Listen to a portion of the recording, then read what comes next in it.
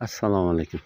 Kuzatuvchilar hamda kanalimiz obunachilar ish jarayonlarimiz davom etmoqda.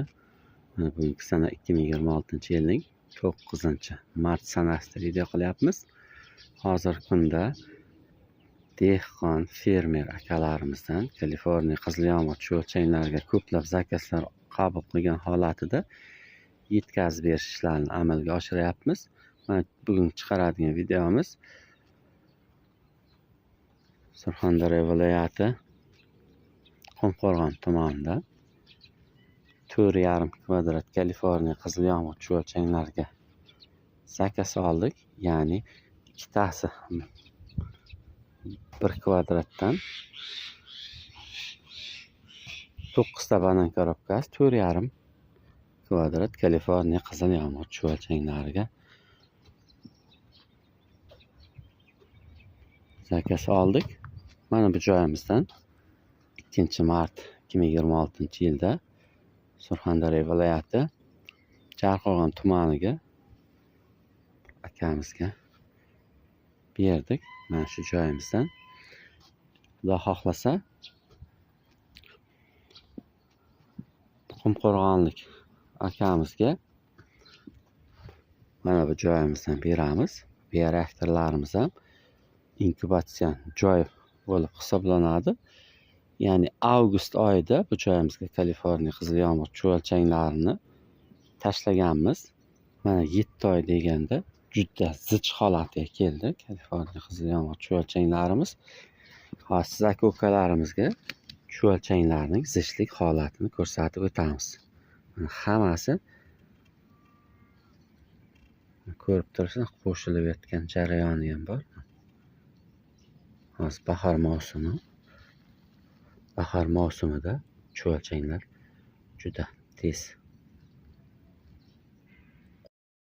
ko'payishda davom etadi. Cho'lchanglarimiz zichligini o'zingiz ko'rib turibsiz. Juda zich holatdagi bo'lgan Kaliforniya qizilyomoq cho'lchanglari. Xudo xohlasa shu videomizda davomiylikda agar imkoniyatimiz yetsa, shu dehqon akamizni cho'lchanglar boqish uchun tayyorlab qo'ygan joyini ham siz aka-ukalarimizga bir qator ko'rsatib o'tamiz. Narxiga keladigan bo'lsak, 2 ta banan korobkasi 1 kvadrat hisobida sizni 10 kvadrat tayyorlab qo'ygan joyingizga yetadigan cho'lchang bo'lib hisoblanadi. Ya'ni 1 million so'mdan dastavka xizmatlari hammasi ichida. Cho'lchanglar sol boshladik. Mana bu ko'rsatgan joyimizdan zichlashtirish usulidan foydalangan holatida har doim cho'lchanglar sug'oramiz. Ya'ni bir qator banan korobkalar ko'rib turibsiz. Yarim holatigacha bir qator to'ldirib olib, ustini ko'rib turibsiz, cho'lchanglar tagiga tushib ketgan. Tushgandan keyin ustini bir qator mana bunday qilib bu chekkaga surib olib, buni narxi qayerdan olgan bo'lsak, shu joyimizga tashlaymiz. Mana bu ustida cho'lchanglar yo'q qatlamdi. Keyin mana bu tog'aron pichog'imizga to'ldirgan holatida cho'lchanglarni yana olib kelib tashlaymiz. Ya'ni birinchi tashagan cho'lchanglarimizda tagiga kirib ketdi. Mana tuxumlarni ko'rib turibsiz.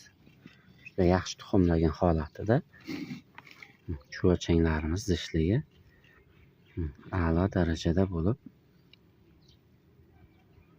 solinyapti. Shu joylarda ham tuxumlari bor. Sizga bir qator cho'lchanglar solinayotgan joyda qay holatda solinadi, shuni ham bir qator ko'rsatib o'tamiz aka-ukalarimizga. Solingandan keyingisi cho'lchanglar ko'rib turibsiz. Shunday zich holatda bo'lgan cho'lchanglar. Hozir bir qator qay holatda solinish jarayonini ham siz aka-ukalarimizga bir qator ko'rsatamiz.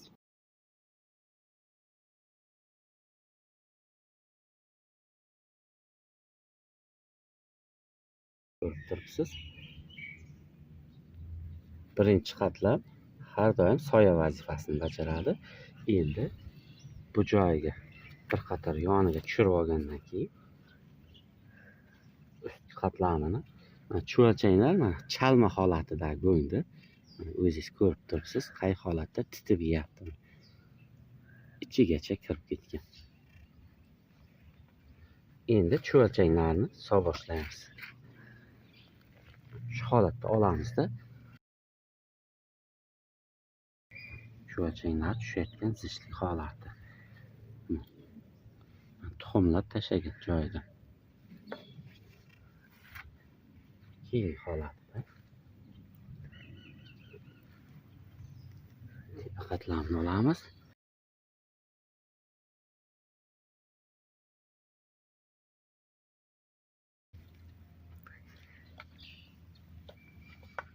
Shu holatida bir qator tepa 10 cm qatlamni olamiz.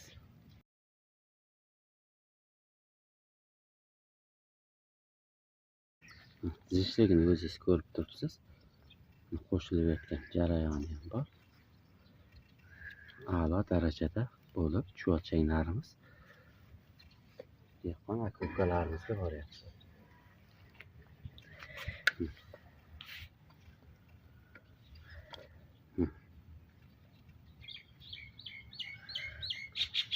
Mana shu holatda bir qator buyraklarımizdan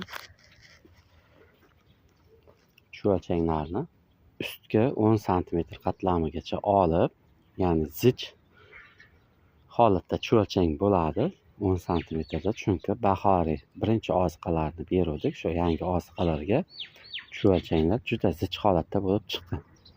Mana shu holatda solib, keyingi holatida yashikchalarimizni yarim qilib olib, keyin ustidan yana sol boshlaymiz. Bir qator usti olingandan keyin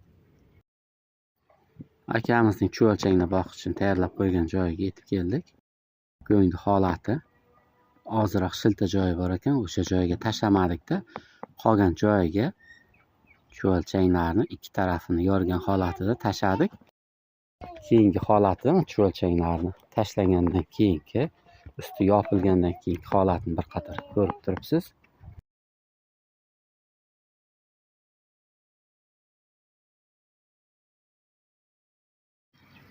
Keyingi holatida chuvalchanglar tashlagandan keyin ustiga somon yopib suv bera boshladi.